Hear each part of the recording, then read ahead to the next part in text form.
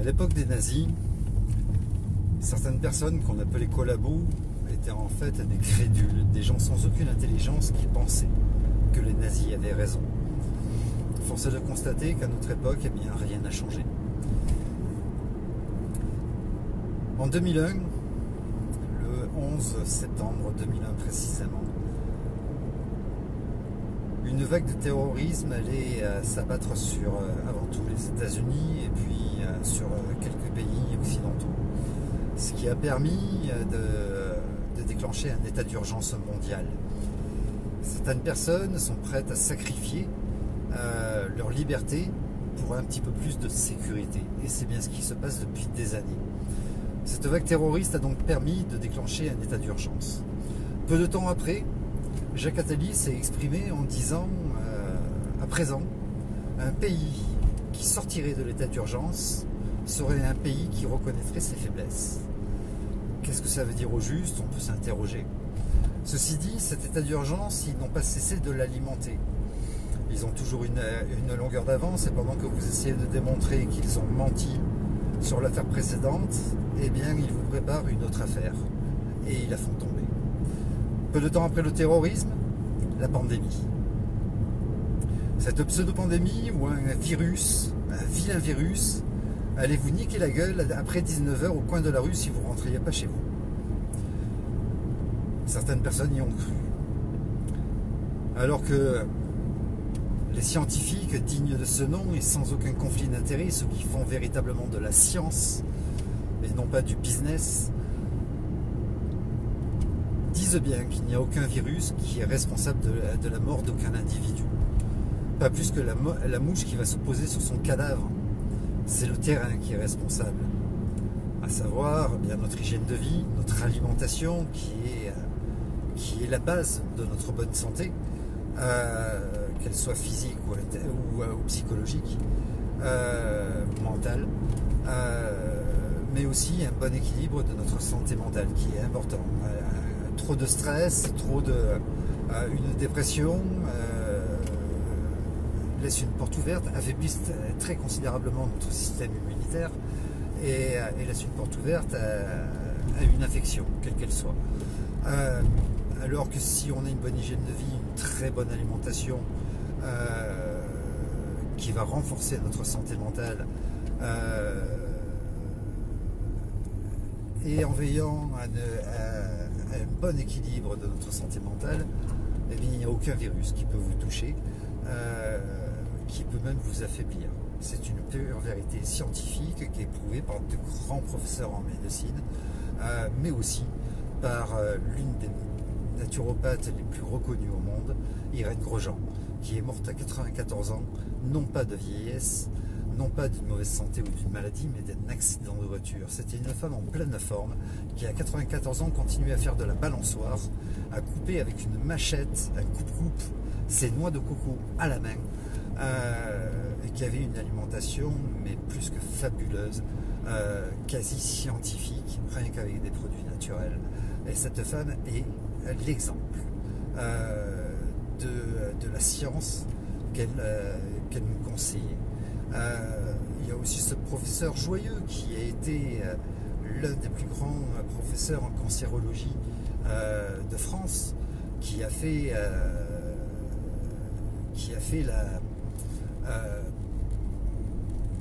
la réputation, le prestige de l'hôpital de Montpellier, mais qui est aussi un docteur en chirurgie digestive et qui, par ses deux fonctions médicales, se doit d'être un très bon nutritionniste. Et il fait partie des meilleurs de France.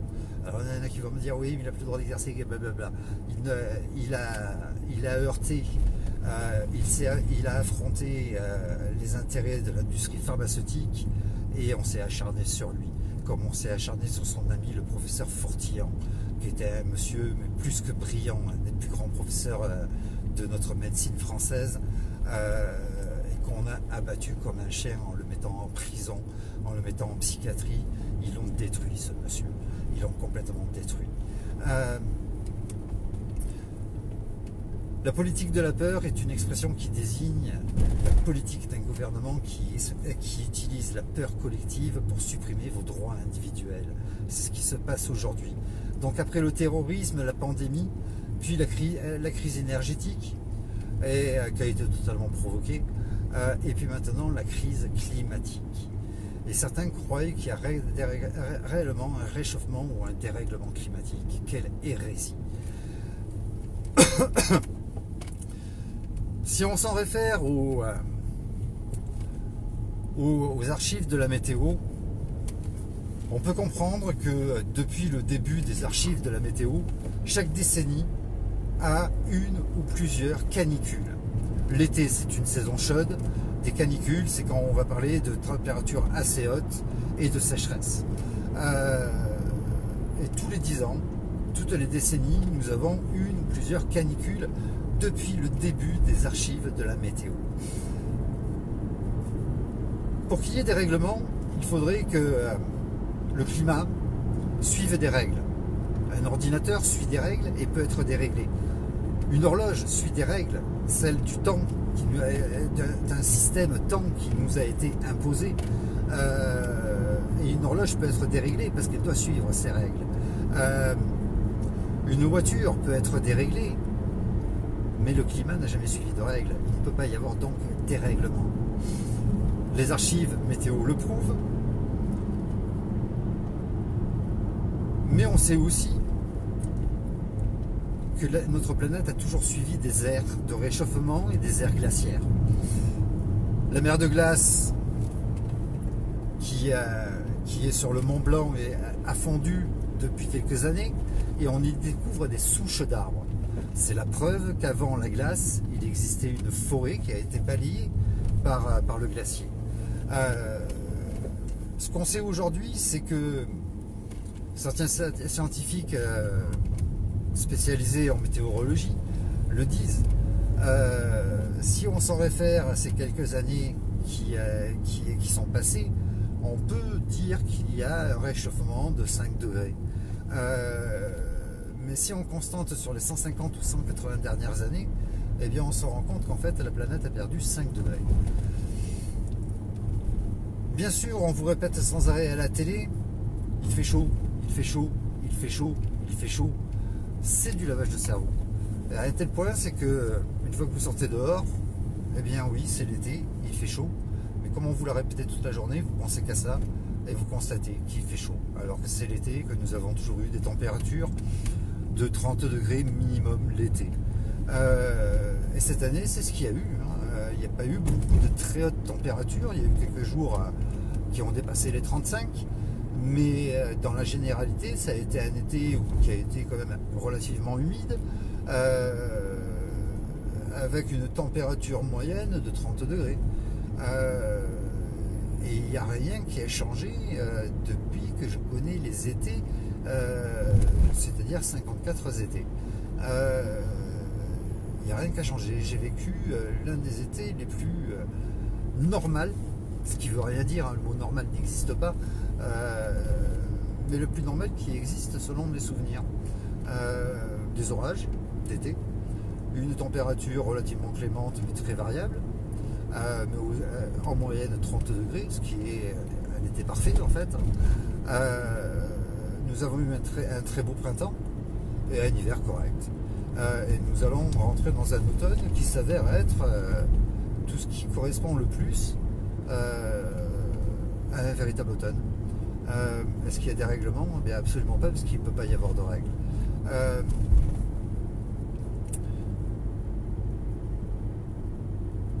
Tout ça n'est que politique de la peur, pour justifier de vous supprimer vos libertés individuelles. Mais s'il y avait réellement une alerte climatique sérieuse, est-ce qu'on permettrait à la Chine de battre des records de fusion nucléaire juste pour faire des essais, des records mondiaux de fusion nucléaire qui dépassent les 50 millions de degrés Celsius? Est-ce qu'on permettrait ça à la Chine? Est-ce qu'on permettrait à certains pays comme la Chine de produire de l'électricité avec du charbon? Est-ce qu'on permettrait à certains pays comme la Chine et les Qatar de fabriquer à tout va des stations de ski couvertes, des stations de ski, des complexes sportifs, de sports d'hiver couverts. Est-ce qu'on permettrait autant de guerres? Il n'y a pas que l'Ukraine et Gaza, il y a aussi le Burkina Faso, il y a le Yémen, il y a beaucoup de guerres sur notre planète dont on ne parle pas.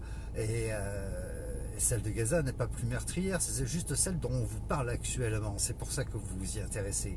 Mais les autres guerres sont tout autant criminelles. Il y a tout enfant d'enfants qui souffrent et qui crèvent.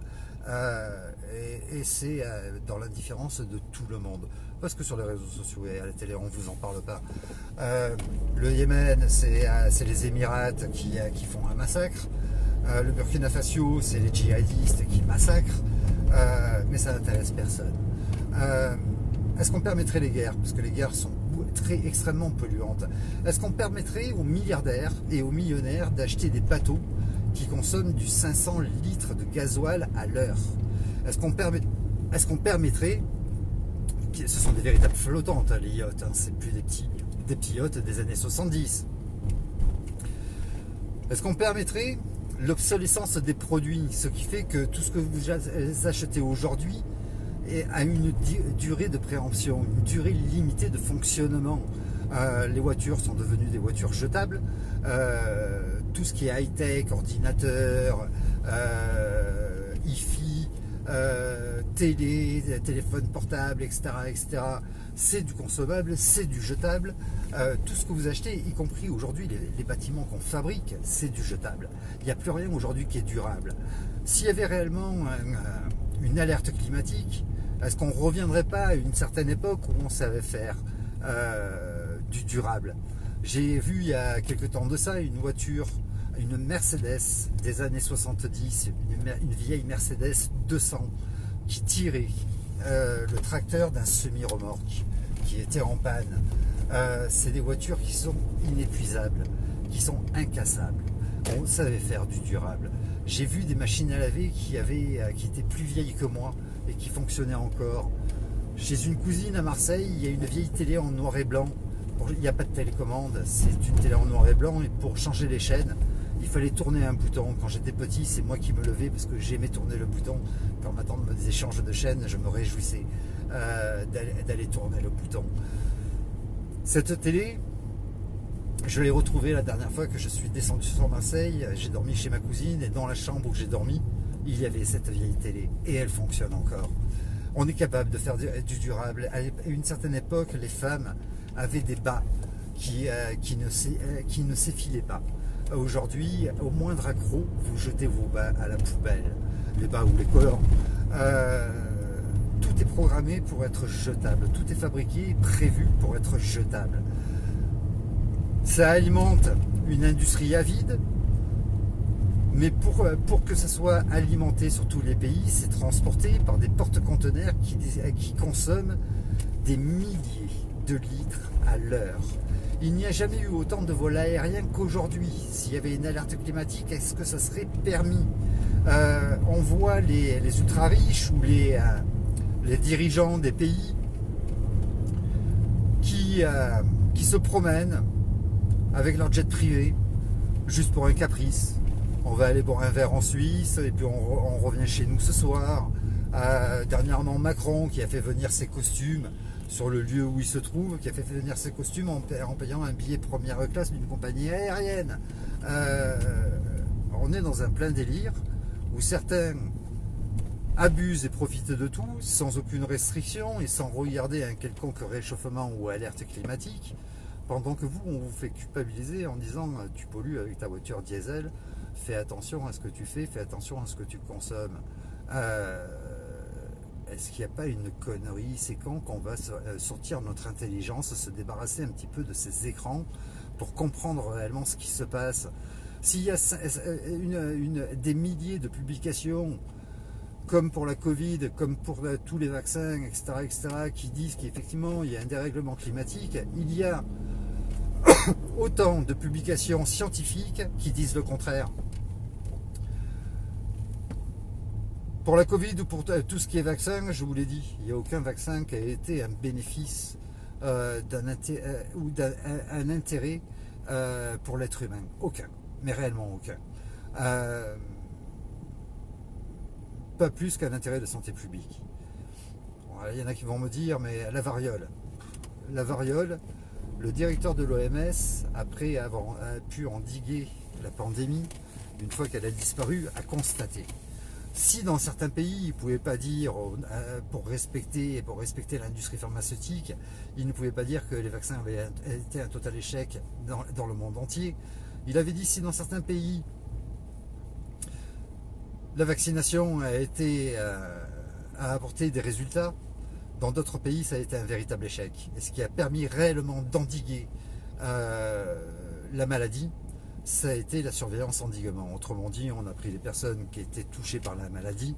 La variole est une maladie qui est non létale, qui présente certains symptômes de démangeaison, de boutons, mais elle est non létale. Elle a tué quasiment personne. C'est la surveillance endiguement, donc on a pris les malades et on les a mis en quarantaine, tout simplement. C'est ce qui permet réellement d'endiguer la maladie et pas la vaccination. Il y en a qui vont me dire, ouais, mais la polio, c'est une maladie grave et c'est grâce au vaccin. Que dalle. La polio, le vaccin de la polio, il faut savoir qu'il faut 10 ans en principe, 10 ans pour mettre au point un vaccin. C'est longtemps après que la pandémie a été au plancher que le vaccin anti-poliomyélite a été mis sur le marché. La polio, l'épidémie de la polio avait déjà disparu depuis longtemps. Et d'ailleurs, ce qui a permis de résoudre ce problème, ça a été notre hygiène de vie et l'assainissement des eaux. À l'époque, il n'y avait pas de tout à l'égout et les gens faisaient leurs besoins dans ce qu'on appelait une tinette, un pot de chambre.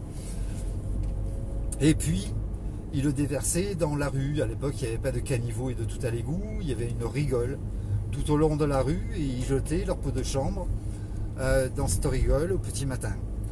Il y en a même certains, comme à Marseille, qui ouvraient la fenêtre, criaient « Passares !» pour que les gens qui passent dessous fassent attention, s'arrêtent et jetaient leur pot de chambre par la fenêtre. On sait que la polio s'attrapait par les matières fécales. C'est la raison de la pandémie et notre hygiène de vie, l'assainissement des eaux a réglé ce problème. Il y en a qui vont me dire ouais mais le tétanos est une maladie non immunisante, ce qui veut dire qu'on ne peut pas être immunisé par le tétanos. Si tu te piques aujourd'hui, contrairement à la rougeole, tu l'attrapes une fois dans ta vie et tu l'auras plus jamais, tu es immunisé, tu as fait les anticorps. Et les enfants sont faits pour tomber malades pour faire tous leurs anticorps. La rougeole a toujours été une maladie infantile et à une certaine époque, la rougeole et les oreillons, quand un enfant dans le quartier ou un enfant dans la famille l'attrapait, eh bien on faisait des rougeoles et des oreillons partis, on faisait dormir tous les enfants ensemble pour qu'ils attrapent tous, au moins on en était débarrassés. Et c'était pas un problème pour les enfants, ces maladies n'ont jamais représenté un quelconque danger pour les enfants en bas âge. Ça peut être dangereux à partir de l'adolescence, à partir de 12 ans. Le tétanos, on sait qu'à une certaine époque, avant le vaccin, il y avait un mort par an et par département. Eh bien aujourd'hui, nous avons toujours un mort par an et par département. Le vaccin, qui est d'une maladie non immunisante, ne peut être efficace, ce n'est pas possible. On ne peut pas immuniser contre une maladie qui est non immunisante. Si aujourd'hui tu attrapes le tétanos en te blessant profondément par quelque chose de rouillé ou qui a eu un contact avec la terre, donc a été touché par la bactérie du tétanos, eh bien le médecin, même si tu es à jour de tes vaccins, est tellement sûr du vaccin, il devrait te dire tu as été vacciné il n'y a pas longtemps, tu n'as pas de souci à te faire rentrer chez toi, il est tellement sûr du vaccin qu'il va te faire t'injecter un sérum en cas de blessure profonde et pas belle. Il va t'injecter un sérum. C'est vous dire à quel point ce vaccin sert à quelque chose. La rougeole, la rubéole, c'est une hérésie de piquer en bas âge les enfants. C'est vraiment une hérésie, c'est voire même criminel. Quels que soient les vaccins, à l'âge de 2 mois, le système immunitaire d'un enfant, d'un bébé, d'un nourrisson n'est absolument pas terminé, il n'est même pas fait. Et vacciner un enfant pour soi-disant lui créer des anticorps, stimuler ses anticorps, ça consiste à lui mettre un coup de pied au cul et lui dire vas-y marche. Il ne pourra pas marcher parce que son squelette n'est pas fait. Eh bien ces anticorps c'est pareil, ils ne sont pas faits et c'est juste une volonté criminelle de détruire le système immunitaire ou de les rendre handicapés ou de provoquer une maladie auto-immune ou un cancer plus tard. Il existe les effets secondaires à court terme, ça veut dire que ça va être déclenché de suite, ou les effets secondaires à long terme. Et aujourd'hui, eh bien, il y a des milliers, voire même des millions de victimes de la vaccination qu'on vous cache, parce que ça pourrait nuire à ce business qui est extrêmement lucratif de vous les montrer. Et je sais de quoi je parle à ce sujet. J'ai vu tellement de victimes de la vaccination, et il est tellement difficile de faire reconnaître la cause, la causalité vaccinale après un accident vaccinal. Parce que déjà les médecins vont tout faire pour dissuader les parents, dissuader la victime, parce qu'ensuite il y a un véritable parcours du combattant pour entamer une procédure judiciaire qui est elle-même une véritable bataille, où on ne va pas épargner les victimes ou les parents des victimes. On va tout faire pour vous dissuader, vous épuiser ou vous détruire financièrement pour que vous n'accédez pas à la justice. Pour la petite histoire, mon fils est touché par les vaccins. Il est polyhandicapé alors qu'il est né en bonne santé. Son handicap est apparu à 2 ans. Donc on ne peut pas dire que c'est un handicap de naissance. Tout le monde est très emmerdé avec mon fils. Si certains nourrissons, on peut dire que c'était dès la naissance. Le mien, on ne peut pas le dire. Il y a eu une expertise que j'ai payée de ma poche 4000 balles.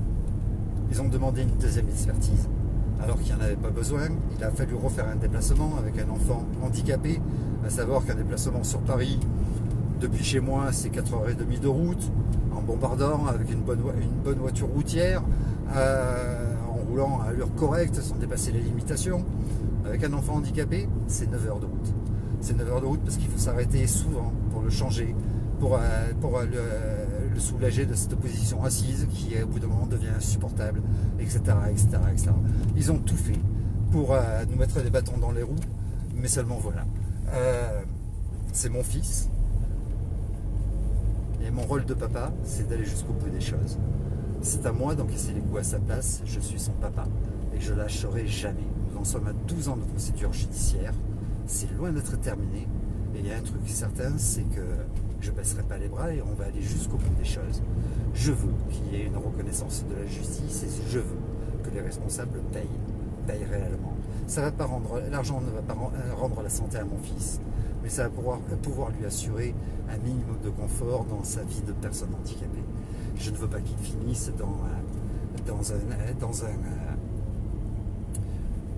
dans un institut où il va subir maltraitance, malveillance et où on va le pousser contre un mur et le laisser pourrir à regarder un mur blanc tout le reste de sa vie. Ils ont intérêt de payer et je vais aller jusqu'au bout des choses.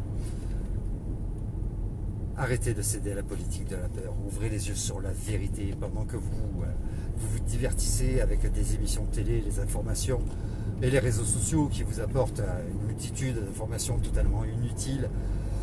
Vous plonge dans une politique de la peur auquel vous adhérez tel des collabos à l'époque nazie. Eh bien, il y a des tas de choses qui se passent et bien plus grave que ça. Des choses qu'on vous cache et qu'on vous fait oublier ou qu'on vous masque, qu'on maquille pour pas que vous vous y intéressiez et pour pas que vous faisiez barrage. Ce trafic d'enfants organisé par les conseils départementaux de partout en France, mais aussi dans d'autres pays comme le Canada, la Suisse, l'Espagne, l'Allemagne, la Belgique, l'Italie. J'ai discuté avec beaucoup de parents de tous ces pays dits industrialisés où règne ce trafic d'enfants, cette véritable traite d'enfants organisée en France par les conseils départementaux, mais en tout cas par les États un petit peu de partout. Il y a ce gouvernement mondial qui va se mettre en place. Il y en a qui vont me dire ouais mais t'es encore un de ces complotistes, etc., etc. Non, je ne suis pas complotiste du tout. La vérité est visible par tous ceux qui ont envie de la voir, de la lire ou de l'entendre.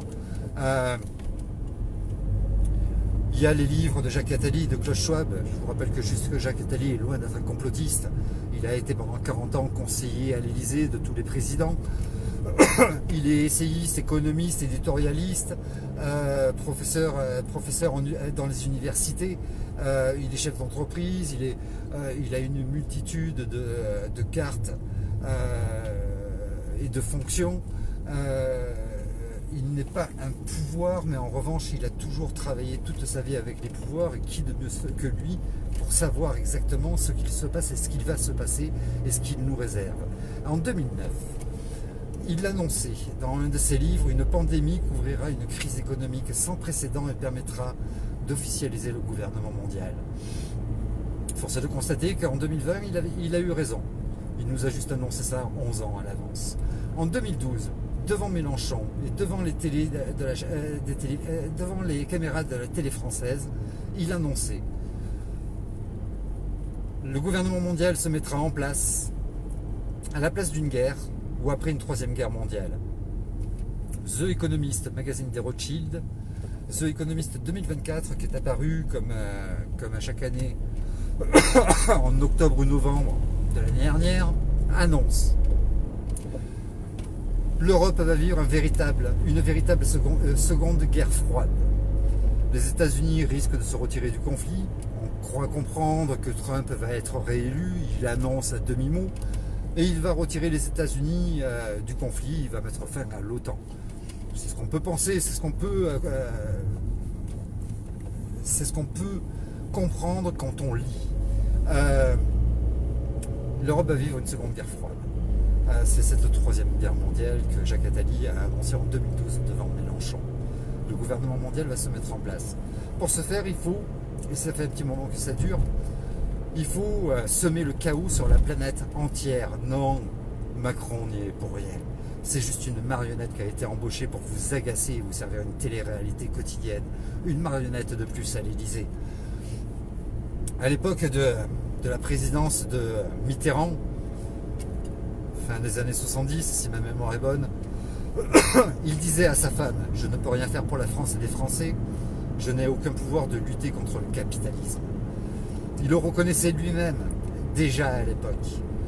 Les présidents, les élus n'ont plus aucun pouvoir.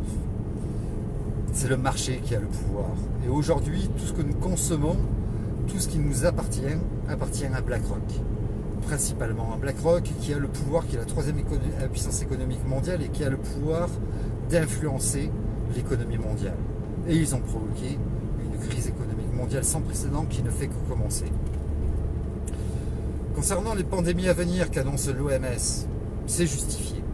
Avant, il fallait qu'un virus arrive et qu'il fasse un certain nombre de morts pour que l'OMS déclenche un plan pandémique, une alerte pandémique. Aujourd'hui, ils arrivent à prévoir à l'avance.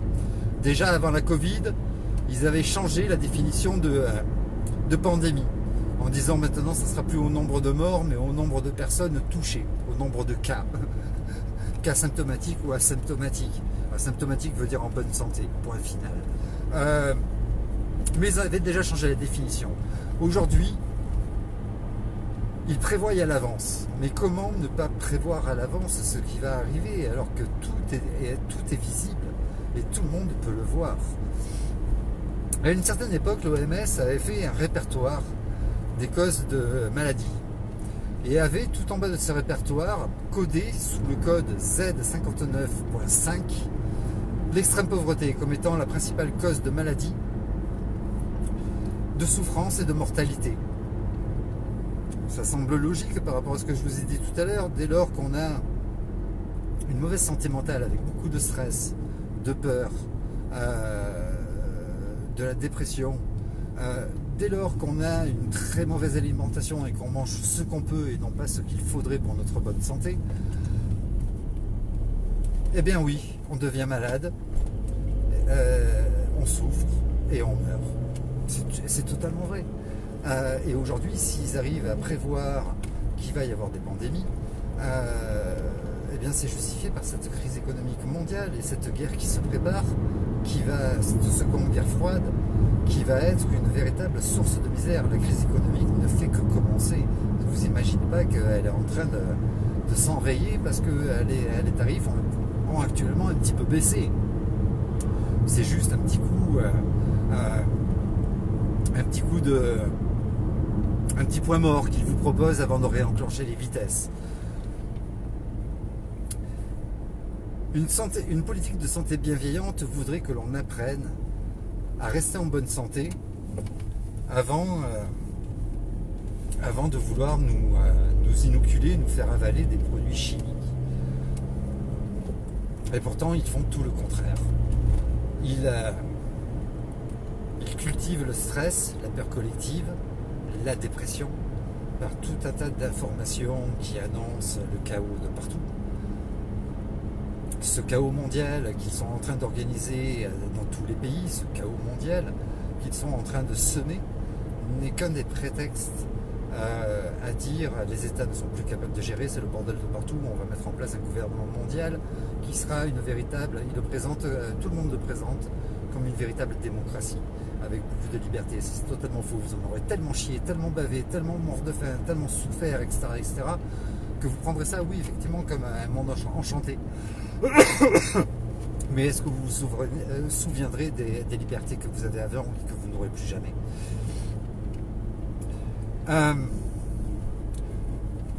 Une politique de santé bienveillante voudrait à ce qu'on apprenne à rester en bonne santé, et pourtant ils font tout le contraire.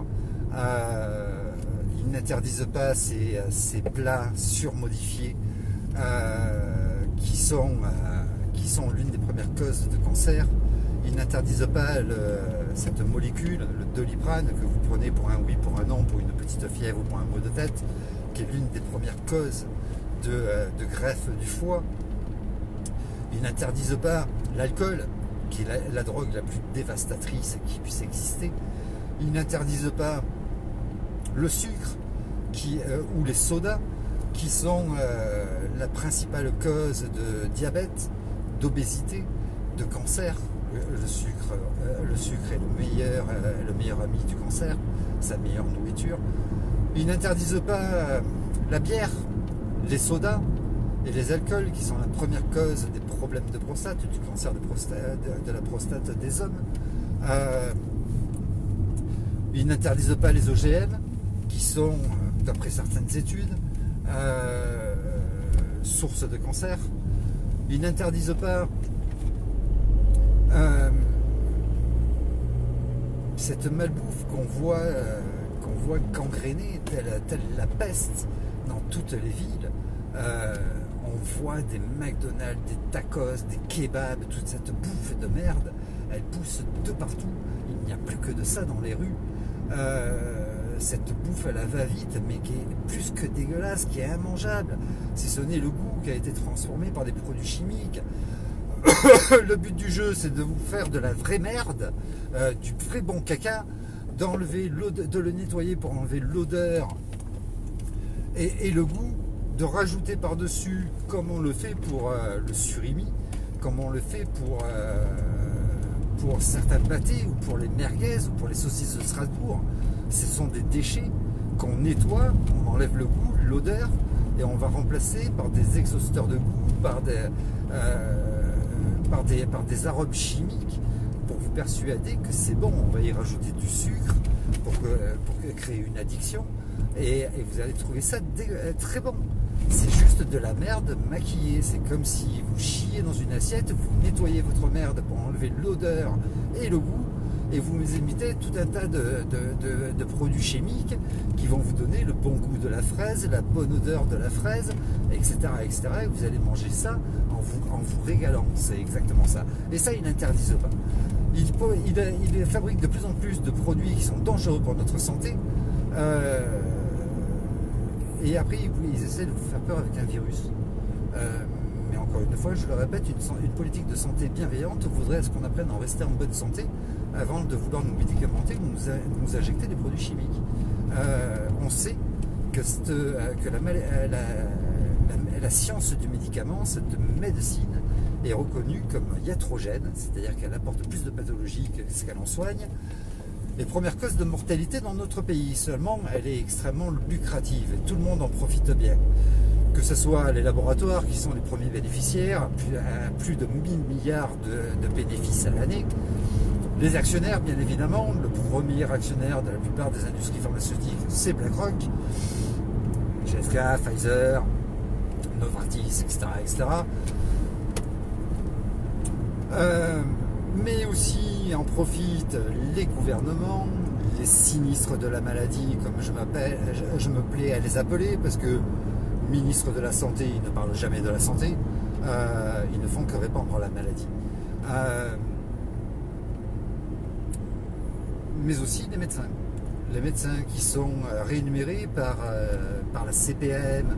Si vous allez vérifier sur le site de Amélie, qui est le site officiel de la CPAM, si vous tapez ROSP, rémunération objectif santé publique, vous pourrez voir les primes à l'ordonnance et les primes à la prescription que perçoivent les médecins à chaque fois qu'ils vous prescrivent un médicament ou enfin certains médicaments parmi les molécules les plus dangereuses ou des vaccins. Tous les 5 vaccins, un médecin touche une prime de 150 €. Et on considère que chez un pédiatre, la vaccination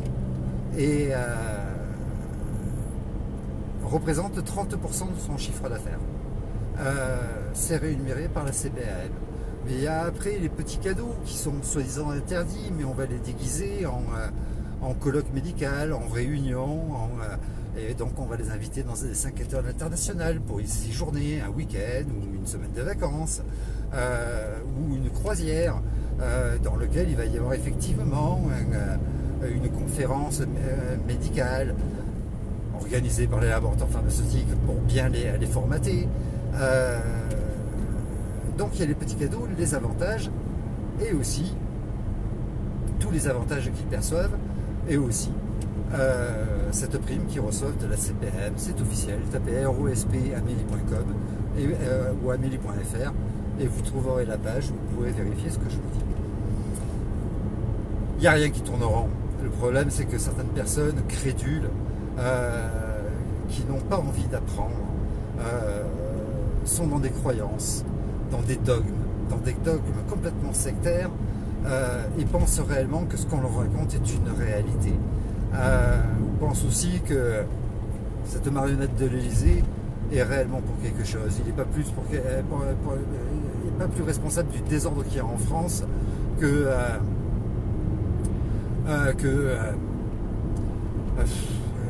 qui je pourrais citer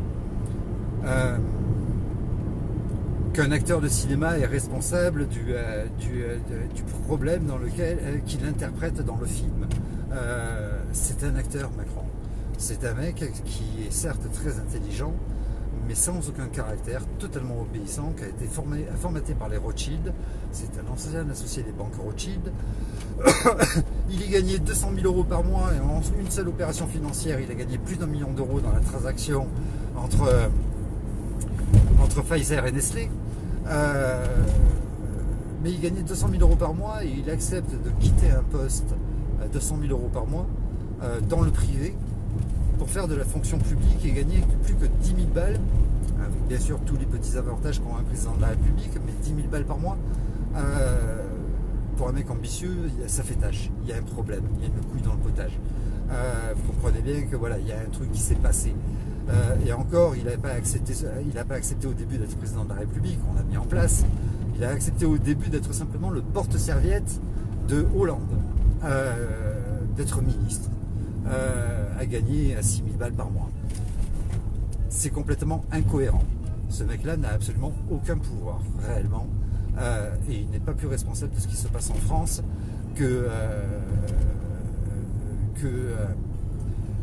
le russe dans Rocky IV est responsable de la mort d'Apollo Creed. C'est de la fiction. Il est juste là pour vous servir une télé-réalité quotidienne et vous emmerder, vous agacer, vous mettre en colère et faire en sorte que vous intéressez à lui. C'est la seule chose. Et il y parvient parfaitement. Il y a un principe marketing qui est connu de beaucoup de gens qui s'intéressent un petit peu au commerce, à la vente des produits, etc.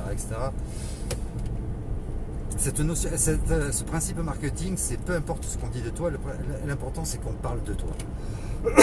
C'est quelque chose qu'avait bien compris Benetton. dans la fin des années 80 où il publiait des affiches 3 sur 4 dans les villes avec des bonnes sœurs à poil en porte-jartel. Ça avait scandalisé tout le monde en a parlé. Et c'est pas la 3 sur 4 qui a fait la publicité de Benetton, mais les gens qui en ont parlé à tout va et qui ont fait de cette publicité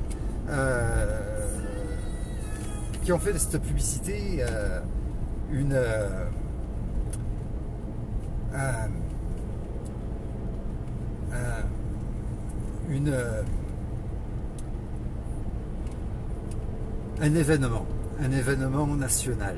Tout le monde en a parlé et tout le monde donc a parlé de Benetton. C'est exactement ce qui se passe pour cette marionnette.